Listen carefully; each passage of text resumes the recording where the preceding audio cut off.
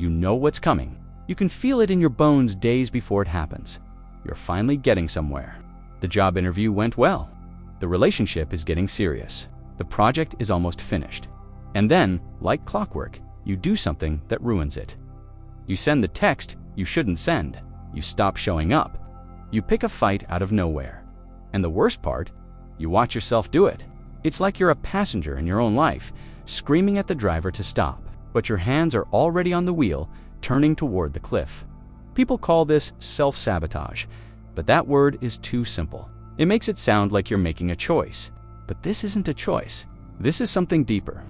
This is your mind protecting you from a threat that doesn't exist anymore. And today, we're going to pull back the curtain on what's really happening inside your brain when you destroy the very things you've been working toward, because you are not lazy. You are not broken. You are not afraid of success. You are afraid of something much more specific. And once you see it, everything changes. The identity cage theory.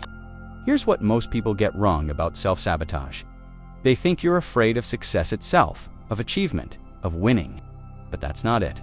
What you're actually afraid of is becoming someone you don't recognize. Psychologists call this identity foreclosure, but I want you to think of it as the identity cage. Since childhood, you've built a very specific story about who you are. Maybe you're the messy one. Maybe you're the one who tries hard but never quite makes it. Maybe you're the underdog, the person people root for but don't expect much from. That story has been your home for years. It's uncomfortable, sure, but it's familiar. And here's the devastating truth your brain has learned. Being visible is dangerous. Being successful means people will look at you differently, expect more from you. Stop seeing you as safe and small. Your unconscious mind has done the math, and it has decided that staying in the cage is safer than stepping into the spotlight. So every time you get close to breaking through, your nervous system pulls the emergency brake. Not because you don't want success, but because success means leaving behind the only version of yourself you've ever known. The psychological immune system at work. Your brain has a system that most people don't know exists. Think of it like an immune system, but instead of attacking viruses, it attacks anything that threatens your self-concept. Neuroscientists have discovered that when you try to act in ways that contradict your deeply held beliefs about yourself, your brain releases the same stress chemicals it would release if you were in physical danger. If you've always believed you're someone who doesn't finish things, and suddenly you're 3 weeks away from finishing something big, your brain interprets that as a threat to your survival. Not your physical survival, but your psychological survival. Your sense of self. So it creates discomfort, anxiety, restlessness. Suddenly you feel this overwhelming urge to quit, to start something new, to blow it all up. And you think that urge is coming from you, from some core weakness or character flaw. But it's not. It's your psychological immune system doing exactly what it was designed to do. Protect the version of you it recognizes. The problem is, that version of you was built during a time when you had no power, no choices, and no voice. And your brain is still defending it like it's the only version worth protecting. The Unworthiness Algorithm. Let me show you how this plays out in real time. Imagine you've been working towards something for months. A promotion, a creative project, a relationship that actually feels healthy. And then one day, you're close. Really close. Maybe someone gives you praise. Maybe someone says they're proud of you. And instead of feeling good, you feel this sharp discomfort in your chest. You feel like a fraud, like you've tricked everyone into thinking you're more capable than you actually are. This is what psychologists call the Unworthiness Algorithm, and it runs silently in the background of your mind every single day. It was written years ago, probably by someone who loved you but didn't know how to show it. Or by someone who was supposed to protect you but made you feel small instead. And that algorithm keeps running the same calculation. Success equals exposure. Exposure equals rejection. Rejection equals annihilation. So your brain makes a decision. It decides that failing on your own terms is safer than succeeding and waiting for someone else to discover you're not enough. And that's why you sabotage. Not because you don't want it, but because your nervous system has learned that wanting something and losing it hurts more than never having it at all.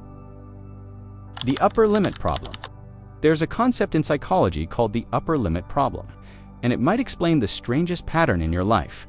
Every time things start going well, you hit a ceiling you didn't know was there. You get the opportunity, then you get sick. You start the relationship, then you pick a fight. You make progress, then you binge the thing you said you'd stop doing. It looks random, but it's not. What's happening is this. You have an internal thermostat for how much success, love, and happiness you believe you're allowed to experience. And that thermostat was set a long time ago, probably based on what you saw modeled around you or what you were told you deserved. When your life starts exceeding that set point, your brain doesn't celebrate. It panics. Because deep in your unconscious, there's a belief that if you rise too far above where you started, something bad will happen. You'll be abandoned. You'll be punished. You'll be alone. So you unconsciously create problems to bring yourself back down to the temperature you're used to. You create chaos to feel comfortable again. And the cruelest part, you blame yourself for it. You call yourself undisciplined or broken, when really you're just operating within the limits you were taught to accept. The childhood contract. Most self-sabotage has its roots in something psychologists call the childhood contract. This is an unspoken agreement you made when you were young, a deal you didn't know you were signing. Maybe the contract said, if I stay small, I stay safe. If I don't outshine anyone, I won't be abandoned. If I don't ask for too much, I won't be too much. These contracts were survival strategies. They worked when you were 7 or 12 or 16. They kept you emotionally safe in an environment where you had no control. But now, decades later, you're still operating under those same rules.